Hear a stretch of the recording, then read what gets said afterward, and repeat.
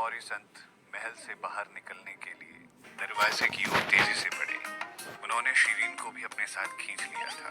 बहरहाल जैसे ही वो दरवाजे से बाहर निकले वो अचानक से रुक गए और उन्होंने अपना सर आसमान की तरफ उठा लिया। शीरीन ने भी उत्सुक होकर अपना सर ऊपर की तरफ उठा लिया ताकि वो भी एक नजर पा सके उस चीज पर जिसे बड़े मौर्य संत देखे जा रहे थे।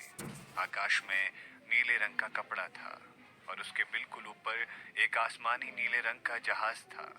जहाज का शरीर किसी धातु से बना था। उसकी सामग्री अज्ञात थी, लेकिन वो आकाश के समान नीला था। जहाज के शरीर पर एक काफी बड़ा और सुंदर चित्र था।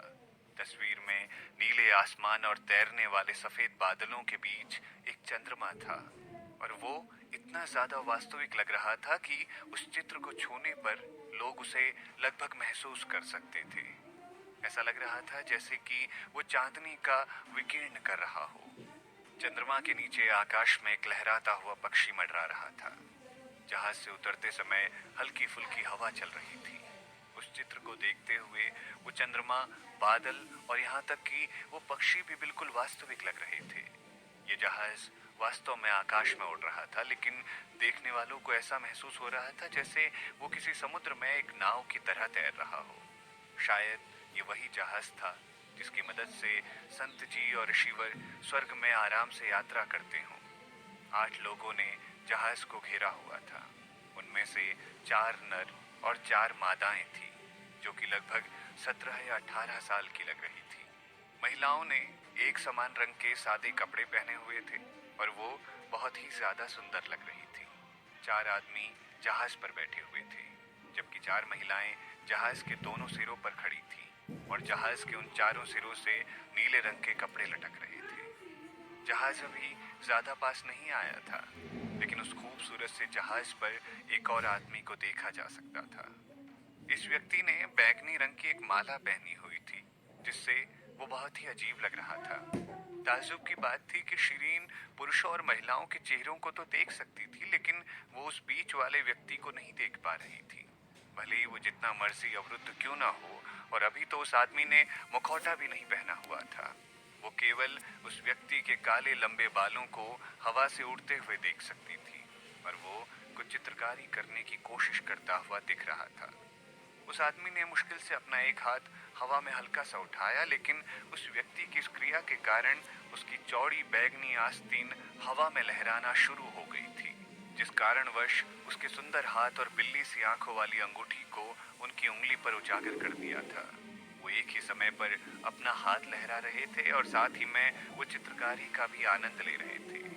आकाशी ऋषि व्यास साहू आकाशी ऋषि व्यास साहू आखिरकार वहां आ गए थे।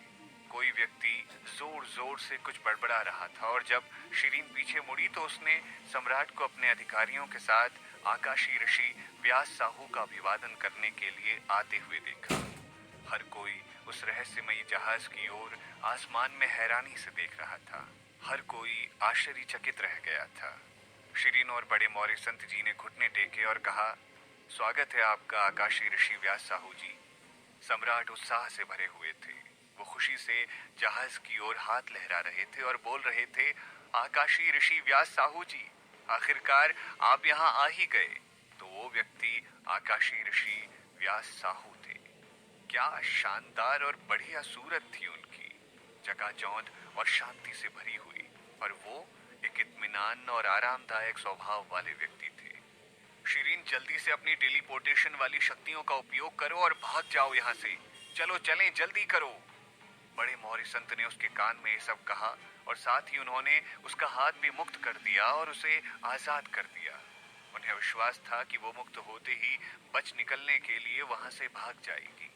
हालांकि उन्हें उम्मीद नहीं थी कि शीरीन सम्राट के समक्ष चलकर जाएगी और वहां जाकर खड़ी हो जाएगी। बड़े मौर्य संत को काफी निराशा हुई ये देखकर। उन्होंने खुद से फिर सवाल किया, क्या वो उस लड़की के बारे में जो सोच रहे थे वो गलत था? उन्होंने परेशान महसूस किया और शीरीन को वापस अपनी तरफ खींच लिया। शीरीन, तुम क्या कर रही हो? बड़े संत जी की हर हरकत बहुत ज्यादा तेज थी। वो इतनी तेज थी कि शीरीन अपने हाथ को उनके संपर्क में आने से बिल्कुल भी नहीं बचा सकी। इस बार वो संघर्ष करती रही, लेकिन उनकी पकड़ से वो खुद को नहीं बचा सकी। तुम इतनी जिद्दी क्यों हो? बड़ी संत जी ने अपनी आवाज को निर्देशित ध्वनि नामक शक्ति का उपयोग करके शिरीन के कानों में प्रेषित कर दिया ताकि केवल वही उनकी बात सुन सके। शिरीन जोर से चीखना चाहती थी क्योंकि अब उसके वहां से बच निकलने के सभी रास्ते बंद हो चुके थे। हालांकि वो अभी भी वहां से बच निकलने का कोई रास्ता ढूंढ रही थी। अभी तो वो अपनी टेलीपोर्टेशन पावर का उपयोग भी नहीं कर सकती थी, क्योंकि अगर वो ऐसा करती तो इससे उसकी असली पहचान का पता सबको लग जाता। हालांकि आकाशीय ऋषि व्यास साहू जी का जहाज दिखने में ऐसा लग रहा था कि ये काफी धीरे धीरे आगे बढ़ रहा है, लेकिन वास्तव में वो बहुत तेजी से आगे बढ़ रहा था। जब शिरीन ने पहली बार उसकी ओर देखा था तब वो अभी भी लगभग 2 मील की दूरी पर था, लेकिन जब उसने दोबारा उसकी ओर देखा तो वो पहले से ही महल के ऊपर आकर खड़ा हो गया था। महल के प्रवेश द्वार की ओर एक लाल रंग का रेशमी कालीन का लंबा सा टुकड़ा जहाज से निकलकर हवा में बिछ गया और सभी लोग महल के प्रवेश द्वार के सामने खड़े हो गए। बैगनी रंग की पोशाक पहने एक आदमी इत्मीनान से चलता हुआ जहाज से बाहर आया और धीरे धीरे लाल रेशमी कालीन से बने रास्ते पर चलते हुए नीचे आ गया। उस लाल रेशमी कालीन की मोटाई इस प्रकार थी कि वो इतना पतला और ऐसा लगता था कि कोई भी पक्षी इस पर खड़ा नहीं हो सकता, लेकिन बिल्कुल जादुई रूप से दिव्य ऋषि व्यास साहू जी उस पर चल पा रहे थे। उनकी हरकतें इतनी सुरुचिपूर्ण, रहस्यमयी और शालीन थी कि वो लगभग एक भगवान के समान लग रहे थे। वहां उपस्थित सभी लोग उन्हें ऐसे देख रहे थे जैसे कि वो एक भगवान हो, क्योंकि ऐसी आभा तो किसी आम व्यक्ति की बिल्कुल नहीं हो सकती। इसीलिए वो सभी लोग उनकी पूजा करने के लिए तैयार खड़े थे। मौर्य संत भी वहीं खड़े रहे और अपनी जगह से बिल्कुल नहीं हटे। उनका हाथ जो शिरीन के हाथों को पकड़े हुए था वो अब ठंडा हो गया था और वो समझ गए थे कि अब हालात उनके काबू से बाहर हैं। आकाशीय ऋषि व्यास साहू जी अंत में लाल रेशम कालीन के अंत तक पहुंचे और फिर जमीन पर उतर गए। उनकी लहराती बैगनी और गुलाबी रंग की पोशाक अचानक से उनके शरीर पर जोर जोर से फड़फड़ाने लगी और शिरीन ने आखिरकार उनका चेहरा देख लिया। उन्हें देखते ही क्षण भर में वो हैरान रह गई। वो सुंदर राजकुमारी। आकाशीय ऋषि व्यास साहू का चेहरा आश्चर्यजनक रूप से 80 से 90% तक उस सुंदर राजकुमारी से मिलता था जो कि शिरीन को पहले गर्म तालाब में मिली थी। उन दोनों में बस इतना अंतर था कि राजकुमारी पानी की तरह पवित्र थी और बिल्ली की तरह आज्ञाकारी भी। क्या वो सुंदर राजकुमारी ही थी? ये सब सच नहीं हो सकता। क्या उस सुंदर राजकुमारी के भाई थे? क्या वो दोनों जुड़वा तो नहीं थे?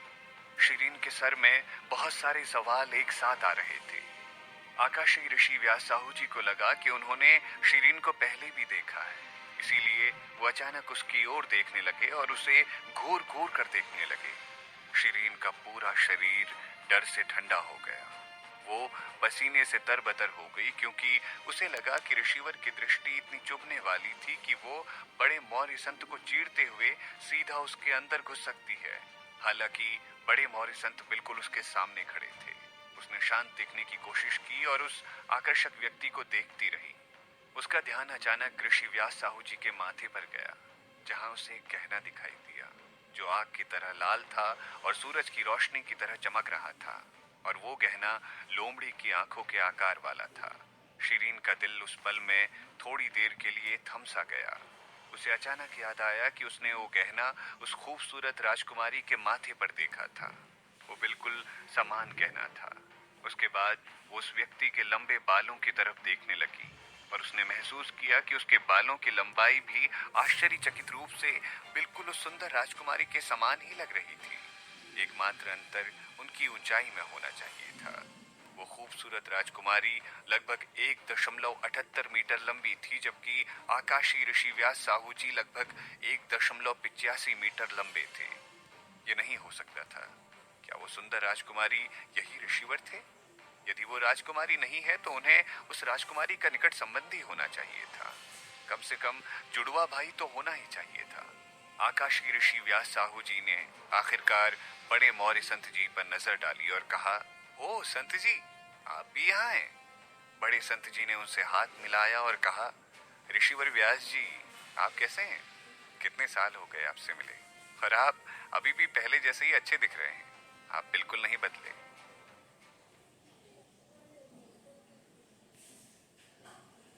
बाबूजी हंस पड़े।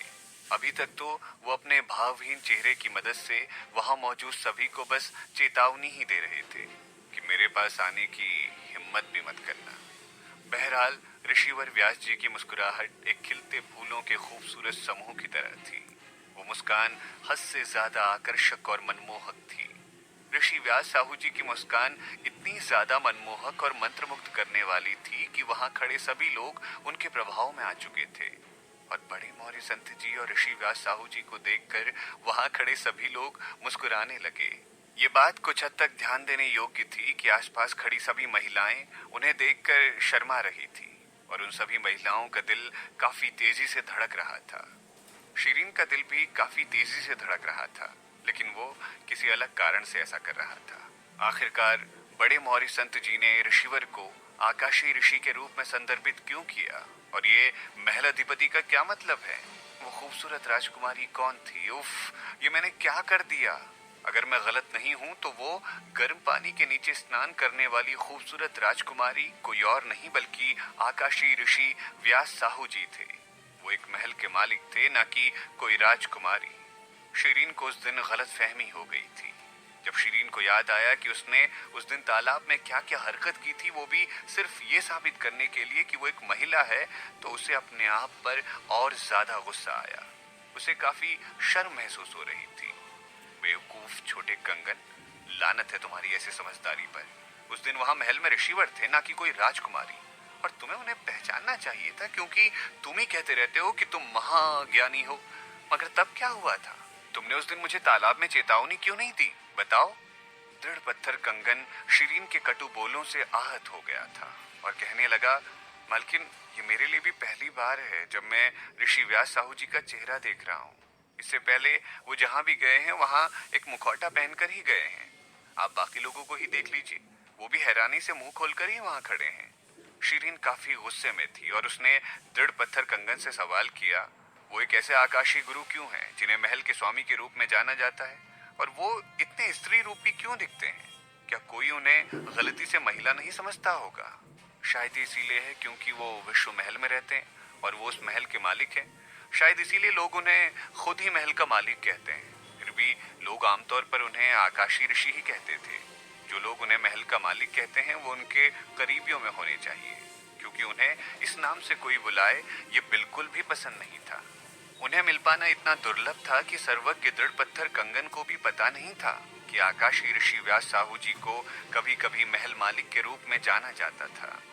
मालकिन, ये भी तो संभव है कि उस दिन तालाब में वो सुंदर महिला कोई और नहीं बल्कि उनकी जुड़वा बहन हो। आप खुद ही देख लीजिए, उन दोनों की ऊंचाई और शिष्टाचार अलग अलग हैं। तालाब में मिली वो खूबसूरत महिला कितनी कोमल और आज्ञाकारी थी, और वो आपकी हर एक बात को मान रही थी। और तो और वो इतनी मृदुभाषी थी कि वो पानी से बाहर भी आ गई थी जब आप उसे बांधना चाहती थी। दूसरी ओर इस आदमी की आभा इतनी मजबूत है कि उस आभा ने सभी को दूर से भी दबाव में डाल दिया था। दृढ़ पत्थर कंगन ने विश्लेषण जारी रखा। इन आकाशीय ऋषिवर को देखिए मालकिन, क्या आप इन्हें एक महिला के रूप में सोच सकती हैं? नहीं, बिल्कुल भी नहीं। शीरीन ने अविश्वास से अपना सर हिला दिया, क्योंकि ऋषिवर की उपस्थिति और आभा लगभग तालाब के सामने वाली महिला के समान थी, लेकिन वो एक पुरुष की तरह लग रहे थे। क्या वो औरत सच में उनकी एक जुड़वा बहन थी? इन आकाशीय ऋषिवर का वास्तविक नाम क्या है? शीरीन ने दृढ़ पत्थर कंगन से पूछा। व्यास साहू, कितना अच्छा नाम है। आकाशीय ऋषि व्यास साहू जी बड़े मौर्य संत जी के रास्ते को अवरुद्ध करने के लिए समय पर वहां पहुंच गए थे। अब तो बड़े संत जी चाहते हुए भी वहां से कहीं नहीं जा सकते थे, बल्कि ऋषिवर सीधे सीधे मुद्दे पर आ गए। उन्होंने सम्राट को नमस्कार भी नहीं किया और सीधे ही पूछताछ करनी शुरू कर दी। देवताओं से उपहार प्राप्त कर चुका व्यक्ति कौन है और कहाँ है? ये है वो व्यक्ति। बादशाह के बोलने से पहले भूदेव सिंह ने आकाशीय ऋषिवर के सवाल का जवाब देने के लिए अपनी उंगली शीरीन की ओर घुमा दी। ऋषि व्यास साहू जी ने पहली बार में शीरीन के हाथ को देखा, जिसे बड़े मौर्य संत जी द्वारा पकड़ा गया था। इससे पहले कि वो अपना ध्यान शीरीन के चेहरे पर स्थानांतरित करते, उसकी उपस्थिति का विश्लेषण करने पर उन्होंने कुछ शब्द कहे। क्या बदसूरत छोटी लड़की है ये? ऋषिवर की आवाज काफी सुखद थी, लेकिन उनके शब्द चाकू की तरह तेज थे। यदि उन्होंने किसी अन्य छोटी लड़की से कहा होता तो वो बहुत ज्यादा गुस्सा हो जाती, या फिर वो अपना आत्मसम्मान खो देती और अपना सर शर्म से नीचे झुका लेती। हालांकि शिरीन ने उनकी बातों की बिल्कुल भी परवाह नहीं की। वो अभी भी वहां शांति से खड़ी थी, और तो और वो ऋषिवर की आंखों में आंखें डालकर वापस देख रही थी। ऋषि व्यास साहू जी ने फिर से शिरीन की ओर देखा, और एक चिढ़े हुए चेहरे के साथ ऋषिवर ने अपनी अपेक्षाकृत कोमल आवाज के साथ शिरीन से कहा, क्या आप ही वो व्यक्ति हैं जो देवताओं से उपहार प्राप्त करने का दावा कर रही हैं? हाँ, मैं ही हूँ वो व्यक्ति। मैंने अपने सपने में किसी से सारे कौशल प्राप्त किए थे। मुझे लगता है कि वो स्वर्ग से आया था, मुझे ये सब एक उपहार के रूप में देने। शिरीन ने थोड़ी सूक्ष्मता से उत्तर दिया। इसी बीच बड़े मौर्य संत जी ने ऋषि व्यास साहू जी की ओर रुख करने से पहले शिरीन पर नजर डाली और बोले, ये संभव नहीं है कि इस लड़की को स्वर्ग से एक उपहार मिला है, लेकिन शायद किसी को पता था कि ये लड़की चिकित्सक ज्ञान में अच्छी है, और उसने कुछ औषधि कौशल और भी सिखाए होंगे, और उसके सपने में आकर थोड़ी युद्ध मुद्राएं भी सिखा दी होंगी। ये लड़की अभी युवा है और इन दोनों चीजों के बीच के अंतर को नहीं जानती होगी, इसीलिए इससे गलती हो गई होगी बोलते वक्त। ऋषिवर व्यास जी कुछ कहने से पहले थोड़ा सुस्त तरीके से हंसे। मुझे विश्वास नहीं हो रहा है कि आप आज किसी और को बोलने में मदद कर रहे हैं। क्या बड़े संत जी और इस लड़की के बीच कुछ चल रहा है क्या?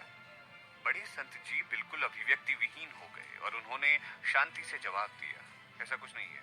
मैं सिर्फ ये सोचता हूँ कि ये एक अच्छी छात्रा हो सकती है, और मैं इसे अपनी शिष्या के रूप में अपने साथ ले जाना चाहता हूँ।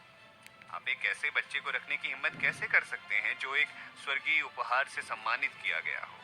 ऋषिवर व्यास जी ने हल्की सी मुस्कान के साथ सवाल किया। जैसा कि मैंने आपसे पहले ही कहा है कि इसे स्वर्ग से कोई उपहार नहीं मिला है। बड़ी संत जी ने इस बात पर जोर दिया। इसे स्वर्ग से उपहार प्राप्त हुआ है या नहीं, ये सत्यापित करना शायद मेरी जिम्मेदारी है, आपकी नहीं। ऋषि व्यास साहू जी इनायत तरीके से मुस्कुराए। हालांकि उनकी आवाज काफी कोमल थी, लेकिन जो उन्होंने कहा वो कोमल तो बिल्कुल भी नहीं था, क्योंकि इस लड़की ने कहा है और वो इस ज्ञान को स्वर्ग से प्राप्त कर चुकी है, इसीलिए मुझे इसका परीक्षण करना चाहिए। यदि वो वास्तव में शिष्या है जिसे देवताओं ने उपहार दिया है, तो आप इसे अपनी शिष्या के रूप में नहीं रख सकते।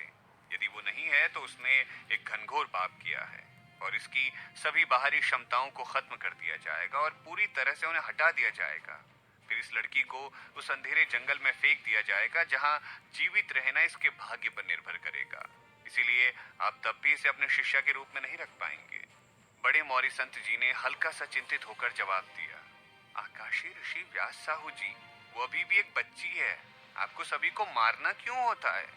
ऋषि व्यास साहू जी ने उदासीनता से जवाब दिया, इस तारों वाली पवित्र दुनिया पर यहाँ तक कि एक बच्चे को भी ये पता होना चाहिए कि देवताओं से दिए गए उपहार का उपयोग ढिंडोरा कर नहीं पीटना चाहिए। जैसा कि इस लड़की ने कहा है, अब इसे जिम्मेदारी वहन करनी होगी।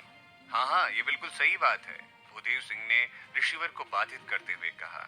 एक 8 वर्षीय बच्ची थी जो बिना बात के बोलती रहती थी और सभी को बताया करती थी कि उसे स्वर्ग से एक उपहार मिला है। उसे आकाशी ऋषि व्यास साहू जी द्वारा परीक्षण में नकली साबित कर दिया गया था, और उसकी सभी बाहरी क्षमताओं को तुरंत हटा दिया गया था।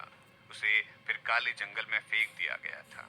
दिव्य ऋषि व्यास साहू जी गैर जिम्मेदार बिल्कुल नहीं हो सकते। ऋषि व्यास साहू जी को अपना काम करने देना चाहिए। क्या पता ये लड़की सच कह रही हो।